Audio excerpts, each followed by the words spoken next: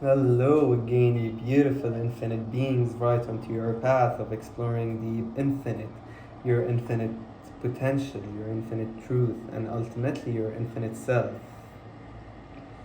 Once again, I hope you're all doing amazing and having a great day every day. Now, if you're coming for a violin video, please go check my previous video, which was posted just a few moments ago, to understand and catch on the shift I'm intending to take this channel on alongside myself. And if you're coming here from the previous video, then you already know that although why this should have been part of the previous video, it did not make it. Now, before anything, once again, I'd like to apologize in advance that maybe perhaps my words or phrases or explanation in general just sound a little bit inconcise or not very right straight to the point or distorted or just in any sort. And that's because once again, I'm not used to talking about these kind of things and sharing my truth or sharing this philosophy in the sense of a speech or an educational lesson or so. And it's more usually a part of a conversation or a dialogue with a friend, and things just flow naturally. I'm not used to having a construct or an outline that goes like 1, 2, and 3 points that you have to break down and explain. It's, life in general doesn't work that way, and spiritual philosophy, let alone, it's the furthest thing from being such. And it's more of a fluid conversation. It's more of a fluid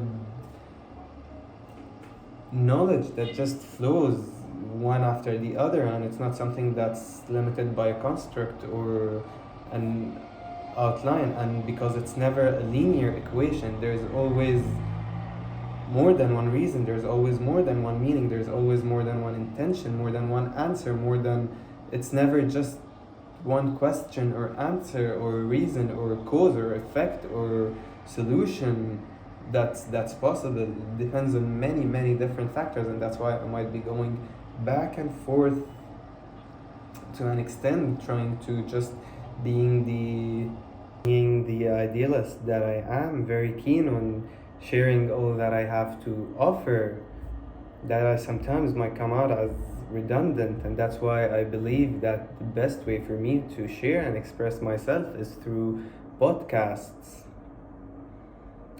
But anyway, without further ado, let's get on to the actual topic of this video, being patterns. What the hell are patterns? What are life patterns? Do you actually experience some patterns that you, if you remain stuck through and experiencing over and over, does it prevent you from moving on into a different phase, a higher phase, in a higher state, maybe through your life, through what you're seeking? And how do you identify a pattern? How do you know if you're going through one or if you've been through one and actually broke through? And how do you deal and live through it and eventually heal it and break through this pattern? Now, when we talk about patterns, there's two major perspectives that I can think of, and that's energetic point of view and the behavioral, emotional, or psychological point of view. Now, before trying to understand the patterns and how they form from an energetic point of view, because everything starts as energy, we have to come to an agreement. We have to agree that essentially and ultimately we are the creators of our own lives. Now, there's a few ways on how to look at that, depends on your belief system, but they can all lead to this conclusion.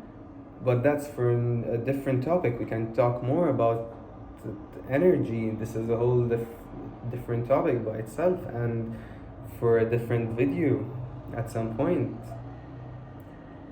But yeah, we have to just agree at this point that we are the creators in order to find it easier to understand how patterns is created energetically. You can just do well understanding the psychological aspect on how we actually get stuck in loops in our lives, that's even based on lots of evidence. But to me, both of them go hand in hand. They cannot be separated. It's not, they have to be integrated together in order to get the full picture of how this works and how patterns are formulated. So what are patterns? Patterns are usually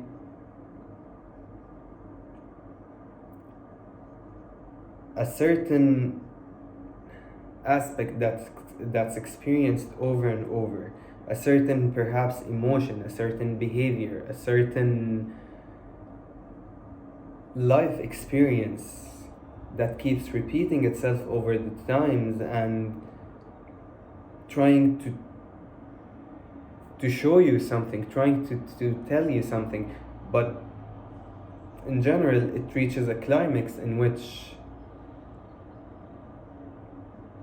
a decision has to be made on your side, because the climax is when both opposing energies of contrast remain intense. Perhaps one is lived through you and the other is deeply desired. So they reach to a point where you create an event for yourself where you have to choose between those two factors, stability or instability, or control or letting go, or attachment or freedom, hate or love, confidence or low self-esteem. It depends what's your pattern. It could be anything. It could be, I'm not even mentioning a few of them. That's nothing. And actually, no matter how much I speak of patterns and how much, even if I do, especially through this video, because I'm trying to be as thorough as possible, yet in the simplest and shortest way possible. So, but even if I say all that I have to say about patterns, the best way this is experienced, fortunately, is through observation and through noticing those little things that you keep experiencing throughout your life.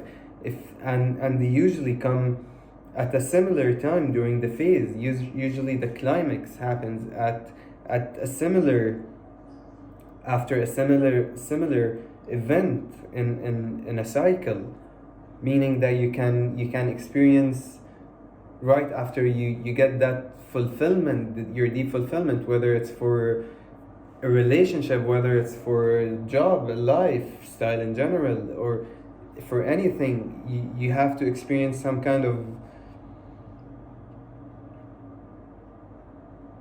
a hate after, or a distrust situation, or something that hurts you in some kind of form after you gain this fulfillment. Or maybe you experience a failure every time you reach to a fulfillment or a success, or you're on the brink of success, but you experience failure every time.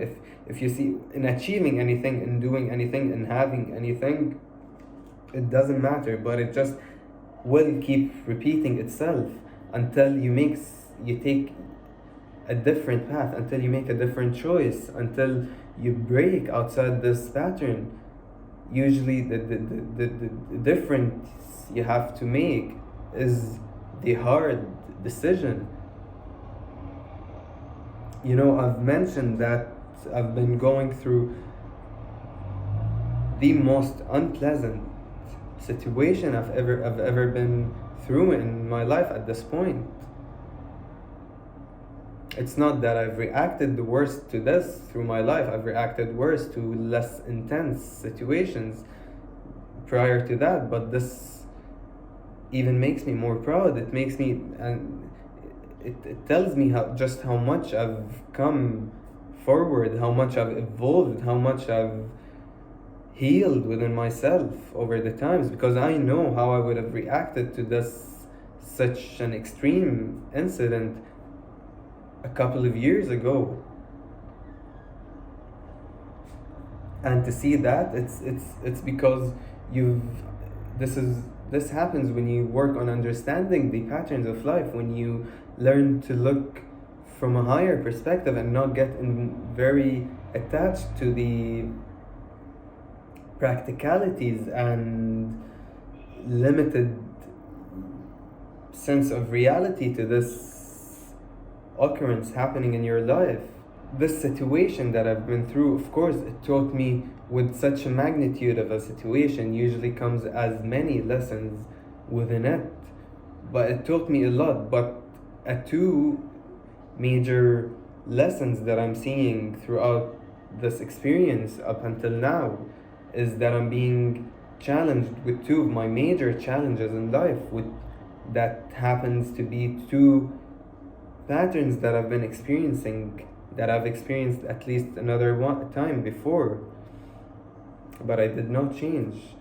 And those two aspects are opposing nature, one being control and one being freedom. Control, in one aspect, I've been obsessed with control my whole life. It's something that I just have been raised on. It's that you have to have everything under control, that you do not let loose ends, you do not let your guard down, whatever you can manage under your control, manage. Whatever anything else, just forget about it or neglect it or remove it from your experience, or work on getting it under your control, everything. And I even reinforced this kind of system when I first had my intellectual awakening, like just the sort of realization to how much I have to do of learning and unlearning.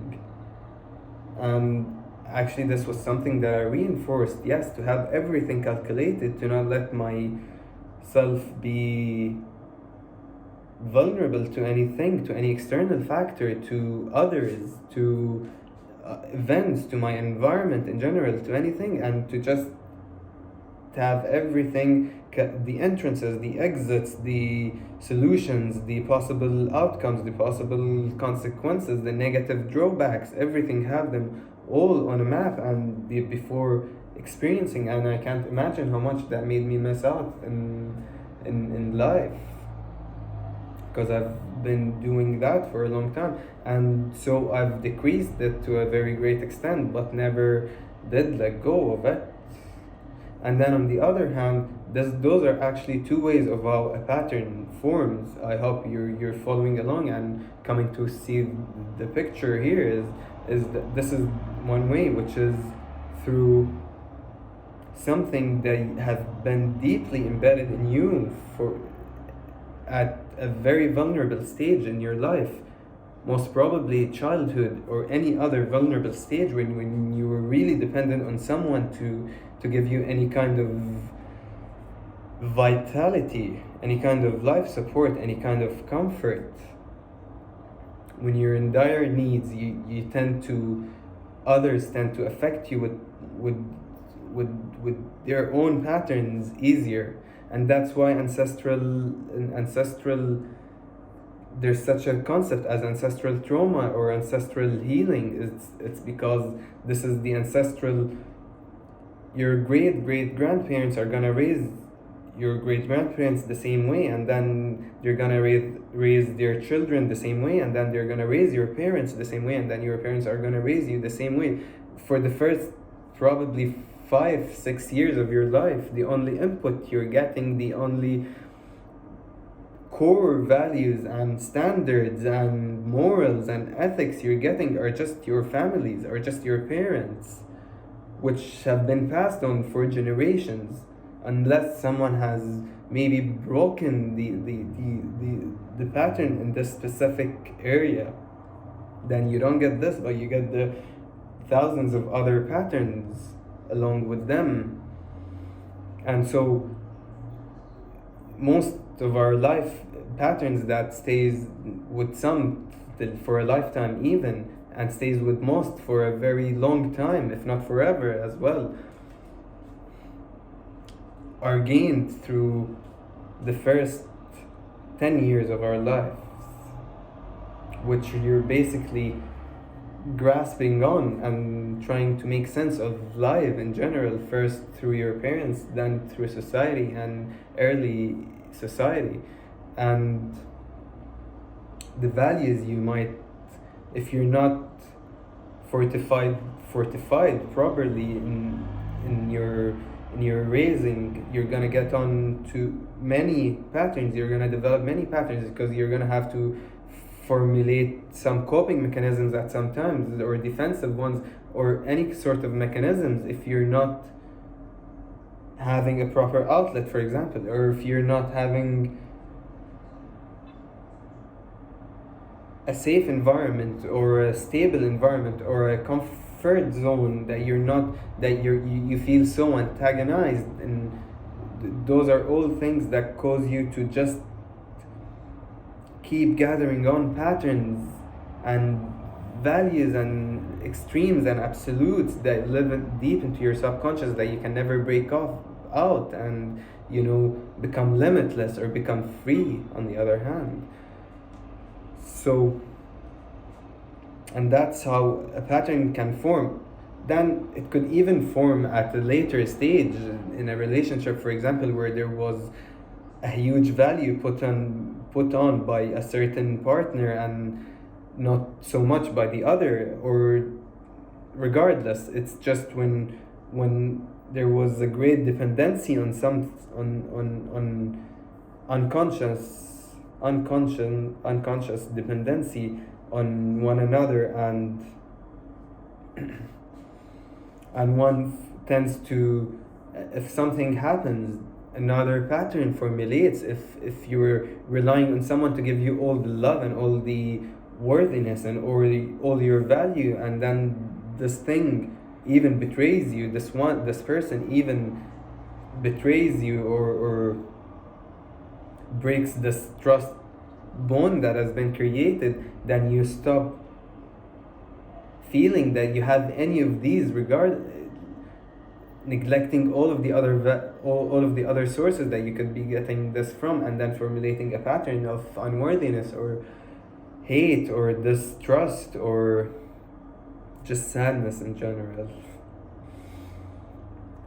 And then the other way is the freedom, and how freedom is also a pattern of mind, is something through yearning, in which you formulate a pattern by a prolonged longing or a prolonged yearning for something. And that's to me is freedom, which I'm also challenged with in this situation. And freedom has been my of utmost importance and desire to me for a very long time now, and it keeps increasing with time, but I'm doing nothing to achieve it. And that's the problem. That's where the pattern starts forming, because you're exuding such intense energy into something, but you're not doing anything to achieve that thing. Because the freedom I'm seeking is not, I'm not talking about physical or practical or materialistic freedom. I'm talking about freedom of everything, freedom of all kind of constraints and all kind of constructs, and freedom of even myself, freedom in which really you're living in utter fluidity through life. That this is the kind of freedom that whatever phase in life you're going through, you're still the same, because you're unconstrained. You have no